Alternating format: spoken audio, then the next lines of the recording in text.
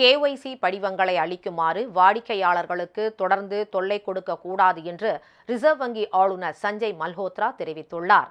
வங்கிகளில் வாடிக்கையாளர்களின் அடிப்படை விவரங்களை பதிவு செய்கிற நோ யுவர் கஸ்டமர் எனப்படும் கேஒய்சி நடைமுறையால் தங்களுக்கு தொடர் அழைப்புகள் வருவதாகவும் இதனால் அசௌகரியம் ஏற்படுவதாகவும் வாடிக்கையாளர்கள் புகார் எழுப்பினர். இந்நிலையில் மும்பையில் நடைபெற்ற ரிசர்வ் வங்கி குறைதீர் அதிகாரிகளின் வருடாந்திர கூட்டத்தில் பங்கேற்று பேசிய ரிசர்வ் வங்கி ஆளுநர் சஞ்சய் மல்ஹோத்ரா கேஒய்சி படிவங்களை அளிக்குமாறு வாடிக்கையாளர்களை தொடர்ந்து அழைப்பதை வங்கிகள் தவிர்க்க வேண்டும் என்றார்.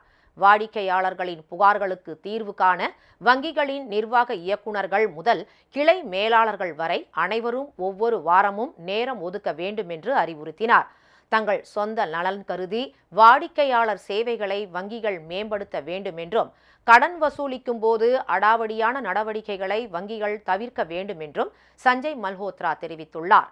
டிஜிட்டல் மோசடிகளை தடுத்தல் உள்ளிட்டவற்றிலும் வங்கிகள் கவனம் செலுத்த வேண்டும் என்றும் அவர் குறிப்பிட்டார்.